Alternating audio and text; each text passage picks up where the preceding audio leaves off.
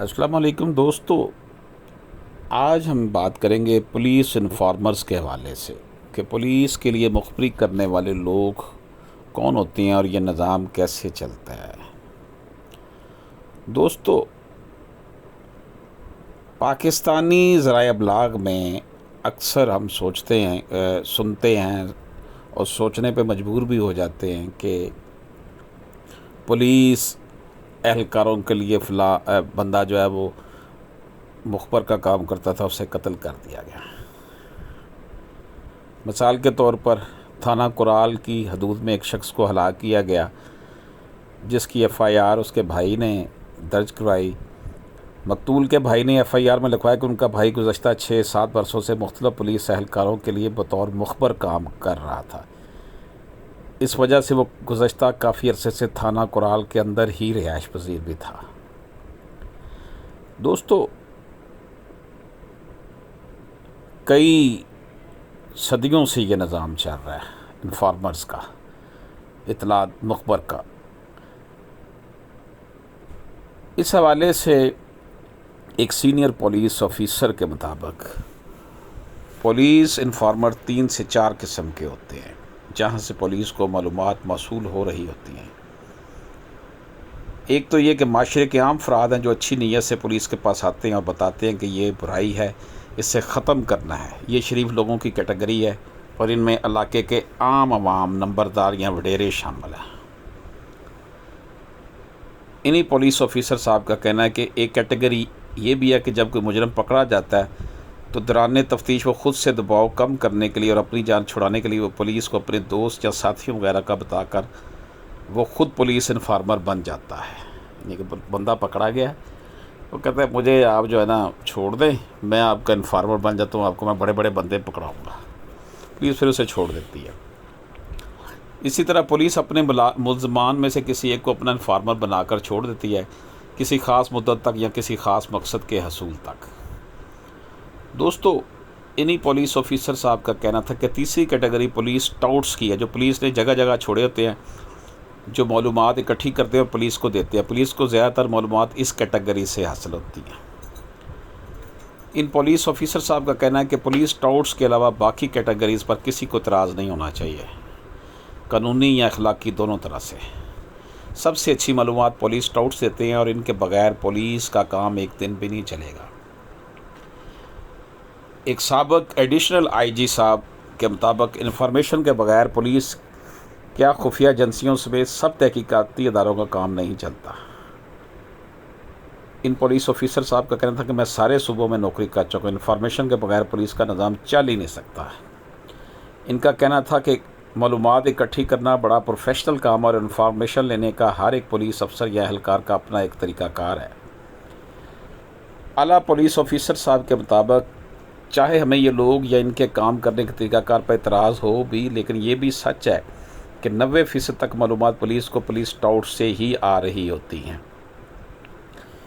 دوستو، یہ زیادہ سے زیادہ معلومات کے لیے لوگوں کا اور معاشرے کا نقصان بھی کرتے ہیں، کیونکہ ان لوگوں کو غیر قانونی کاموں پر بھی یہی لگواتے ہیں۔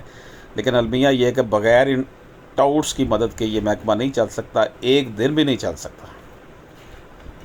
دوسری جانب لاہور کے ایک ڈی آئی جی آپریشن صاحب کا کہنا تھا کہ انفارمرز کے بغیر بھی پولیس کا محکمہ کام کر سکتا ہے، کیونکہ اب جدید ٹیکنالوجی کا دور ہے اور اب تفتیش کاروں کو فرانزک سی سی ٹی وی کیمرے، C D R, geo fencing, NADRA اور دیگر تکنیکی ذرائع کی مدد حاصل ہوتی ہے۔ اس لیے اب انفارمرز پر انحصار کم ہوتا جا رہا ہے۔ اعلیٰ پولیس آفیسر صاحب ایک ہیں، ان کا کہنا تھا کہ پولیس ٹاؤٹس کی کیٹیگری میں وہ لوگ بھی ہیں جو چوری شدہ زیورات یا قیمتی اشیاء ڈاکوؤں سے خریدتے ہیں اور پھر ان کی مخبری کر کے انہیں پکڑواتے ہیں۔ ایسے افراد کو کامیاب آپریشن کے عوض پیسے بھی دیے جاتے ہیں۔ پولیس آفیسر صاحب کا کہنا تھا کہ کبھی بھی ٹاؤٹس والی کیٹیگری سے انفارمیشن لینے کے حق میں نہیں رہے وہ۔ یہ جو پیسے لے کر معلومات دیتے ہیں، ان کی معلومات کبھی کبھار صحیح اور کبھی غلط بھی نکلتی ہیں، اور میں ہمیشہ ان کے خلاف رہا ہوں۔ میرا تو یہ طریقہ کار ہے کہ جہاں انفارمر کی انفارمیشن غلط نکلی وہیں اس کی چھٹی کروا دیتا ہوں۔ ان کے مطابق ٹاؤٹس کو ذاتی فائدے کے لیے بھی رکھا جاتا ہے۔ دوستو، ایک مخبر ہیں، ان کا نام فرضی ہم آپ کو بتاتے ہیں مثلا مسٹر اے وہ کیسے انفارمر بنا۔ مسٹر اے کہتا ہے کہ 20 سال قبل وہ ایک چوری چکاری کے ایک چھوٹے سے مقدمے میں لاہور میں گرفتار ہوا تو متعلقہ تھانے میں تعینات ایس ایچ او نے اسے وارننگ دے کر چھوڑ دیا۔ تب سے وہ اس پولیس افسر کے ساتھ رابطے میں اور جو اب ڈی ایس پی بن چکے ہیں۔ اس انفارمر کا جس کا نام میں نے آپ کو فرضی مسٹر اے بتایا ہے، اس کا کہنا تھا کہ اب تک چوری، قتل اور ڈکیتی کی وارداتوں میں ملوث متعدد ملزمان کو گرفتار کروایا ہے۔ اس انفارمر کا کہنا تھا کہ مجھے کبھی بھی کوئی ماہانہ فکس تنخواہ وغیرہ نہیں ملتی، بلکہ جب بھی کوئی ریڈ ہو یا کوئی ریکوری ہوئی ہو تو اس میں سے کچھ نہ کچھ ضرور مل جاتا ہے جس سے میرے روزمرہ کے معاملات چل رہے ہیں۔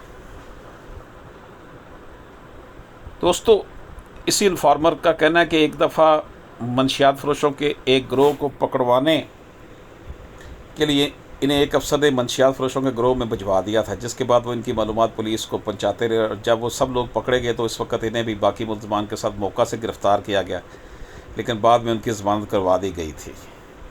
وہ انفارمر کہتا ہے کہ منشیات کی اس ریکوری میں انہیں بھی انعام کے طور پر برآمد شدہ منشیات میں سے تھوڑی سی منشیات دی گئی، جسے فروخت کر انہوں نے کچھ پیسے بنا لیا۔ دوستو، پولیس آفیسر صاحب کہتے ہیں کہ تمام انفارمرز معلومات دینے کے پیسے لیتے ہیں، بعض پیسے نہیں لیتے۔ اگر انفارمرز کو عزت چاہیے تو عزت دیتے ہیں، اگر پیسے تو پھر پیسے بھی دیے جاتے ہیں۔ دوستو،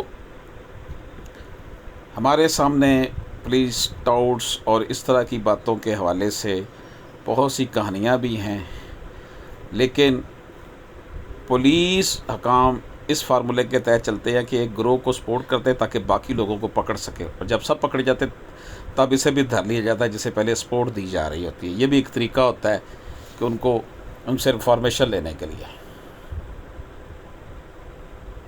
سب سے اہم چیز انفارمرز کے اس نظام میں یہ کہ پولیس ہمیشہ ایک ملزم کو دوسرے ملزم کو پکڑنے کے لیے استعمال کرتی ہے۔ تو یہ کچھ معلومات تھیں پولیس کے انفارمرز کے حوالے سے، جو ہم نے مختلف ویب سائٹ سے، سوشل میڈیا سے انفارمیشن لینے کے بعد آپ کی خدمت میں پیش کی۔